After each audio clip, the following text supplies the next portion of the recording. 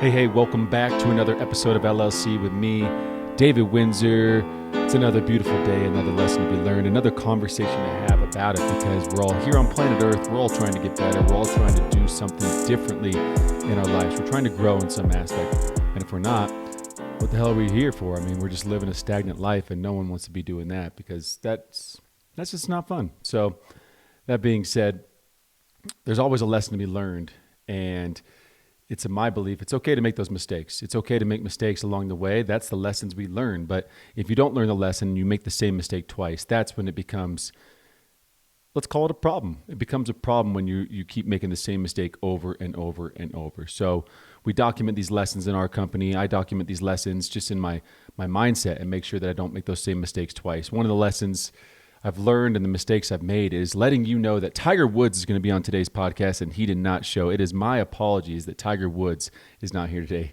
I mean, gosh, the guy is busy. He just had like Achilles surgery. He's got a new girlfriend. All these new things are happening in his life. And I get it. He's busy. He doesn't have time to step onto LLC. I mean, it is the number one podcast in the world. Don't look it up. But that being said, today I want to talk to you about just a little bit of humility. I want to talk to you about growing your mindset. I want to talk to you about getting better in life. And how do we do that? We ask questions. How do we do that? We be humble enough to say, I don't know. You admit to the fact that you don't know. What don't you know? It doesn't matter. You just have to admit that you don't know. Where I'm going with this is my entire construction career, I have been in a position where I don't know. I don't come from a construction background. For those of you that don't know, I'm a residential general contractor in Park City, Utah. And I went from waiting tables at the age of 35 years old. I quit my serving job. I went and got a job at a construction company, the largest construction company in Utah. And I basically got that job because of my connections. I knew people that used to work for them or this or that, and they gave me a job kind of reluctantly. I had no background. So here I was, like 36 years old, getting a job as the lowest on the totem pole in this construction company. And I'm working with like 22-year-old kids that are fresh out of college with a construction management degree. So I'm working with kids that just graduated from college with a degree in construction, and I am the newest guy on the scene at age 36. It was pretty humbling. So I went from waiting tables 35, age 36, I got a job in this commercial contractor company, and I worked for them for 2 years, and then went off on my own. COVID hit, and it was the right time to go off on my own. And in that short period of time, in 2 years, we accumulated $20 million worth of work. And we're well on our way. We're building $3, $4, $5 million homes right now, and we have submitted some bids and some contracts for some $6, $7, $8, $10 million homes. So we're growing. We're getting better. And I attribute my growth. I attribute my minor success. I attribute my just knowledge and short-term, quick growth in this industry to being humble enough to saying, I don't know. I don't know the answer. I don't know what I don't know. And because of that, I am going to be reaching out to everyone that I know or don't know and ask them the questions. So the thing that happens in construction is there's always new details. Construction is very fluid. There's new trends. There's new styles. You're working with architects. Certain architects like certain lighting details. They like certain siding details. They like certain, just reveals. They like certain materials and the way they hit the corners and what kind of corner edges you use. Are you using aluminum? Are you using a back aluminum so it's a reveal? Are you using a 45? Are you mitering it? Like what are you doing on just the siding quarter? What are you doing on your flashing? What are you doing on your stone? Is it full bed? Is it a lintel? Is it, is there a stone ledge? Is there a sill? How's the stone return? Where is it laying? Like there's so many details, so many different styles in construction. That's the beauty of it. Architecture is endless. Construction is endless. And so you're going to have clients that have a certain style. You're going to have architects that have a certain style, designers that have a certain style. And it's your job as the contractor to understand and learn all those details. And what's exciting, interesting, and difficult about construction all at the same time is all those details change house to house because everyone changes house to house. You have one client that wants a Victorian style house. You want one that wants a fucking castle. You want one that's mountain contemporary. You want one that's like super modern, super clean. And all these require different details, different reveals, different methods and ways of putting the house together. So because of it, you're always going to be encountering things you don't know. So I talk to a lot of contractors. I talk to you guys. I'm interviewing you guys for these podcasts. I'm coaching individuals. I just speak to people online. I speak to people out in the field, and people are always intimidated because they don't know what they don't know. But the reality is, of course you don't know it. You've never done it before. So you can either use that as an excuse and a barrier and a point of fear of why you can't do it or how it intimidates you and what you need to do because of it, or you can use it as a point of motivation. Say, cool, I've never done this detail before. So as we started our career, I just got really humble enough to make some phone calls and tell people that I don't know. And some people that I speak to, they're like, well, I'm the general contractor. I'm the owner of the business. I should know. I need to know what's going on. And the reality is, no, you don't. You don't need to know what's going on, because how can you know everything that needs to go on? How can you know that a detail that you've never done before? So my key tactic that I would always do, and I learned this from a project manager of mine back in the day. We were out in site. This was like my third week on the job site, and they were digging these aggregate piers. They were digging these stone aggregate piers on the job site, and I didn't know what these aggregate piers did. And I was like, I don't even know what these are. Like, what do they do? And my project manager goes, I don't know either. And this guy had like 30 years of construction experience. And I was like, whoa, he doesn't know. He's like, I've never done these aggregate piers before. They drill down these holes like 60 feet, maybe more than that. I mean, it was like hundreds of feet. I take that back. And then they put a sleeve down in the ground, and they'd fill that sleeve with aggregate, and they'd vibrate that sleeve as they pulled it out of the hole. And so they'd have these aggregate piers, and there was like 450 of them throughout the whole job site. And that was the soil stabilization. So I didn't know anything about it. My project manager admitted he didn't. So he's like, let's go learn. And so he and I walked out on the job site together, and there was one technician working for the drilling company. He's doing a report, and he's like stamping, they've already filled the holes with aggregate, and then he's stamping it. He has some kind of, machine that's putting pressure down on these piers, and he's seeing what kind of force they can withstand. So he's doing his report on it. And my project manager just walked right up to him and said, hey, how's it going? I'm Jeremy. This is David. We know nothing about what you're doing. We're curious. We're here to learn. Teach us. And this like young kid, he's probably like 25, was like, oh, like he was so excited to like, quote, be the expert. He was so excited to be the smart guy in the room. He was so excited to educate us on the things that he knew that clearly we didn't. And he just went off. And in 15 minutes, I learned so much about what these guys were doing, why they were doing it. And I just watched my project manager, Jeremy, who's the boss, who's the guy that is mentoring me, who's the guy that's in charge of this project, humbly admit, I don't know anything about what you're doing, but I'm in charge of this. So like, let's learn, like teach me how this works and why. And so we went through this whole process, and we learned together. And it really educated me on it's okay, because here Jeremy's done hundreds of millions of dollars, probably $1 billion worth of construction in his career. And here he's encountering a scope of work, i.e. these aggregate piers that he's never done before. So that's construction. That's what happens. Things come up every single time. There's new innovations. There's new ways of doing things. There's just new styles, and you have to adapt and you have to learn. And so throughout my career, I use that tool as like, so when for instance, like, our fourth or fifth house, we put in an elevator. Our sixth or seventh house, we put in a glass elevator. We're bidding a house right now with a pool. So I've never done an elevator. I've never done a glass elevator. I've never done a pool. So what I do is when I put this out to bid, I call the handful of pool companies, the handful of elevator companies, and I say, hey, can I speak to a sales rep? Can I speak to a project manager? Can I speak to someone who's educated in the systems and the assembly of these things? Absolutely. Great.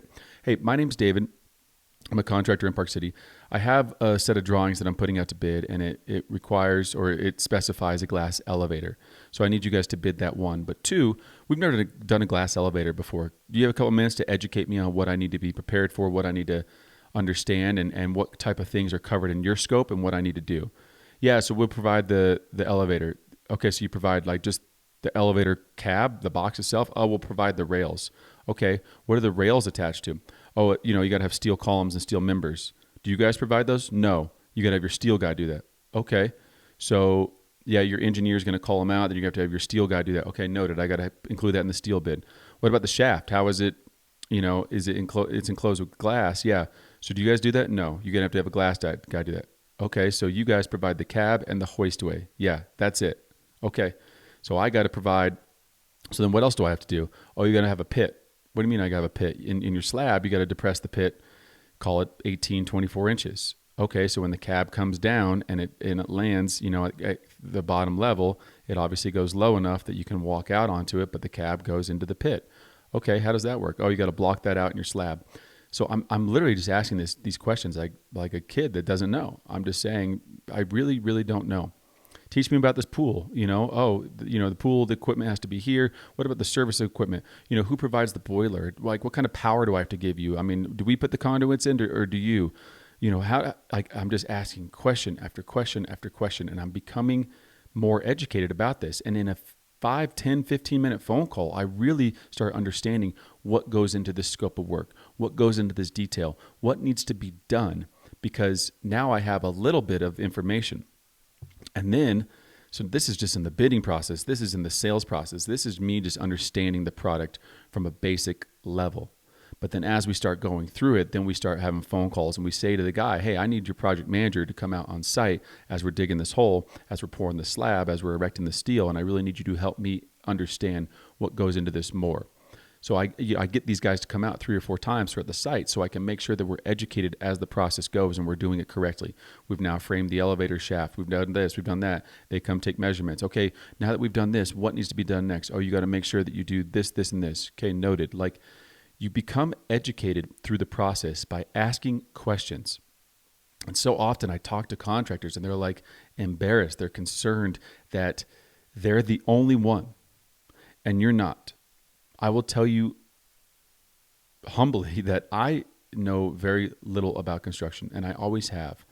And the reason I have been able to grow so fast is because I have asked the questions to the experts. The experts are your trade partners, the plumbers, the electricians, the concrete guys, the framers, the people performing the work. They do this day in and day out. They are the experts at it. Ask them, how do you flash this window? How do you side this house? How does it work with the tongue and groove in this reveal? Why do you do it that way? Why don't you start at the bottom? Why do you start at the top? Why do you start on the left side? Why don't you start on the right side? Like, simple, basic questions. Educate me how we can get better. Help me understand what we can do to get better. These things are so underutilized, and it's the simplistic notion of just asking. If you want to become a better contractor, if you want to become a better business person, if you want to grow in your life, you got to learn. And in order to learn, you have to ask questions from people that know what they're doing. Or go online. There's nothing wrong if you're too afraid and too proud and too humble to go to the guy on site that you're managing and saying, hey, I don't know how to do this. Can you teach me? He's like, what? You're the fucking boss. Like, you're the general contractor and you don't know how to plumb a bathroom? No, I actually don't. This is my first house. This is my first remodel ever. And I really like construction. I'm good at managing people. I'm good at running a business, but I don't know anything about construction. It sounds kind of weird. Yeah, that's me. That is me to a T. I'm good at running a business. I'm good at managing people. I'm good at schedules. I'm good at systems. I'm good at processes. I'm good at communication. I'm good at sales. I'm good at winning work. I'm good at marketing. I am not that good at construction. And I had to learn, and I'm still learning. And that's okay. That's a good position to be in. Sometimes people think that's a weak position. That's actually a position of strength because now you have everywhere to grow. It's the guy that thinks that they know everything that puts themselves in a position to struggle because I already know. I've been doing this for 20 years. Oh, okay.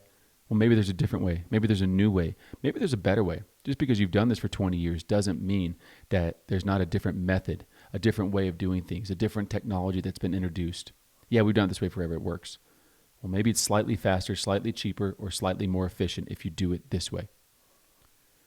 So when you don't know anything, use that as a position of strength. Use that as a tool to realize that you're in a position to learn a lot.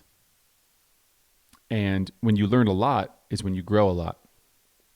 So I've taken my whole career just to grow by simply learning. And going back to if you're too humble, too proud, too nervous, too afraid, to ask people out in the field and let them know that you don't know, man, God, we live in the best time in the world right now. You can YouTube anything, you can Google anything, you can do whatever you want. Jesus Christ, ChatGPT. I don't know how to do an elevator. I'm a residential contractor in this town. Can you give me the 4 elevator companies that are in this area and give me the 10 things I need to know about doing a glass elevator? Enter. And ChatGPT is going to spit it all out. And then you follow up. Great, thank you. What are the most common mistakes people make? What are the things I should know? What are the inspections I have to get? What are this? What are this? What are this? Enter. Boom. It's going to pump it all out. So now you have all the information you need without anyone knowing that you didn't know. And you become educated by watching videos and reading about it. However you want to do it, whatever your flavor of growth is, if you will, that's what you need to tap into. Because respectfully, like, I am where I am because I ask a lot of questions, and I ask them to people who know more than I do. I ask a lot of questions to people that are a lot richer than I am, a lot more successful than I am. I sit down with them at dinner and I go, hey man, like, what do you do in your business right now? Oh, we're closing a fundraising deal. Oh, what does that mean? Oh, we're a private equity company and we're doing this. Like, these are my wife's clients at dinner or something. And I'm just asking them questions. Oh, so you're in private equity. Okay. Like, so what are you doing? Oh, we're buying businesses. What kind of business are you buying? Oh, we're buying veterinarian businesses. Interesting. What kind of money are vets making? Oh, it depends on this and this and this. So what are you looking for in vet businesses? Like, I'm just asking 1,000 questions, and all of a sudden I'm kind of educated how a private equity guy goes and buys 400 vet businesses and sells it for $50 million. Interesting. How much money do you make on that $50 million? I make this amount of money. In what period of time did you do that? Okay, now I kind of have an idea of how the private equity firm works. Now, the next time I sit down with a private equity guy, I have a little more information to ask him questions. And then I can just grow my knowledge base about business, about money, about becoming better, becoming more sharp. These types of things are how you grow. You learn lessons from other people. I'm always asking people when I'm talking to them that are more successful than me about their lessons learned. What happens in a deal when it goes wrong? Why do deals typically go wrong when you're about to close it, when you're raising money for all this? Like, what happens? Be humble enough to ask the questions to the people that know the answers or have done the work before you that can educate you on the things that you don't know. That's it. That's simply it. It's not rocket science. Nothing I ever speak about is in reinventing the wheel. It's basic principles. My God, ask for help. My God, raise your hand and admit, I don't know the answer. Can you help me? Can you teach me? Can you educate me? These little things are so simple and they work. I went from waiting tables to $20 million of construction in 4 years. And I did it simply by admitting I don't know the answer. I walked into that job day one. This is no exaggeration. Day one, I walked into that job. They sat down and they said, okay, David, you're in charge of Division 3, you're in charge of Division 9, and you're in charge of these aggregate piers. Those were like what I got day one. I literally went to the bathroom, pulled out my phone, and Googled, what's a division? That's as basic as it gets in the commercial construction world. The divisions of construction. Division 3 is concrete. Division 4 is masonry. Division 5 is metals. Division 6 is carpentry. And Division 9 is finishes. I was in charge of like 3 divisions, and I didn't even know what a division was. So then I'm like to my boss, I'm like, well, what do you want me to do with Division 3 with the concrete? Oh, get me a takeoff for all the flat work. What's a takeoff and what's flat work? I mean, I'm not exaggerating. It was so humbling and so embarrassing. And I'm spending I did 4 bathroom breaks just Googling shit. I didn't know anything. I got in my car that day. I called my wife and I was almost in tears. And I was like, I've made a huge mistake. I got into a career. I got into a business. And I don't know shit about it. It was embarrassing. It was humbling. And I was driving home that day and I was like, well, this is it. You can either cry. You can either be sad. You can either just fake it till you make it type thing. Or you can suck it up. And these guys knew I was new. They knew my position. They knew that they were about to hold a hand of the new guy. And just say, and I went into my boss the next day and I said, hey, I got to be honest. All these things you're throwing out at me, they're intimidating. I want to let you know I'm a fast learner. I'm quick. You don't got to teach me twice. But I really need a lot of hand holding right now. Like, I don't know anything that you're telling me. He's like, great. So we're going to do a takeoff. I'm like, how do we do that? He's like, here's Bluebeam. Here's a tutorial how to do Bluebeam. and it'll show you watch this tutorial, and it's going to show you how to do a takeoff. Cool. Once you do that, you can get the square footage. Every one of these little symbols, these little speckles on the plans, that means concrete. So find anywhere that has these little speckles and do the concrete takeoff. Okay, cool. These aggregate piers, I know nothing about them myself. I've never done them before. So here's the number of the subcontractor. Why don't you call them and just ask them some questions? Try to learn about it. That was my task, day 2. You simply have to be humble enough to admit that you don't know the answers. It's not easy. It's not hard. It's not reinventing the wheel. It's just literally learning. I used to have a professor in college. He said, you need to fall in love. You need to start loving. You need to start learning to love learning. That's what it was. You need to start learning to love learning. He goes, I don't care what you learn about. I don't care what you love learning about. Whether it's the guitar, growing snake farms, like farming, construction. I don't care. Just fall in love with learning. If you're trying to grow your business, if you're trying to grow your construction company, if you're trying to grow as a human being, you have to learn new things. You have to educate yourself in the areas you don't know. If you're a painter, are there different painting techniques? Are you watching YouTube videos? Are you watching the guys that have millions of followers and what they're doing? Maybe they're going to trade shows and they're finding new, I mean, dude, I'm seeing like these random things at trade shows, like these paint brushes that like, you know, you pull a little trigger and the paint keeps coming out. You never have to dip the paint back in the bucket. You just keep pulling the trigger and it keeps feeding through a tube paint. That could save you time. Maybe that doesn't work in the paint world. I don't know. But there's a lot of new innovations. There's a lot of new things you can do to get better. And if you're not trying to, you're not trying to grow. That's it. It's as simple as that. So my LLC today, my lesson learned for today's conversation is just get educated on the things you don't know. Be humble enough to raise your hand and say, I'm the new guy. I'm nervous. I'm afraid. I'm scared. I'm uneducated, but I'm willing to learn. I'm willing to work hard if you just give me a little guidance. You'll be surprised how many people open up the door, answer the phone, and say, I got you. People are excited to tell you how much they know. People love to tell you what they know. People like to brag. People like to feel needed. Give those people the opportunity to educate you, and you'll be amazed how quickly you'll grow. That's all I got. Oh, man, that's all I got. Make sure you stay tuned next week. You know the deal. I mean, come on. Tiger Eldrick Woods, 15-time major champion, is coming on the podcast next week. Stay tuned. We're going to play ping pong. I'm going to smoke his ass. He's got that Achilles injury, but he's going to use that as an excuse. But I'm going to just work him. I'm going to work him on the inside-out forehand. Just take him out wide. Boom, smoke his ass cross court when he opens up that side. So it's going to happen, Tiger, and you're going to be there to witness it because you're going to stay tuned for next week when Tiger Woods is on this show. Thank you so much for tuning in. If you haven't already, please rate, review, and subscribe. Do whatever the algorithm wants you to do. It'd mean a lot. I know there's a lot of you listening, watching, doing something, and the subscriptions aren't adding up to the amount of views, the amount of people that are listening. Please go rate and view this thing. It means the world to me.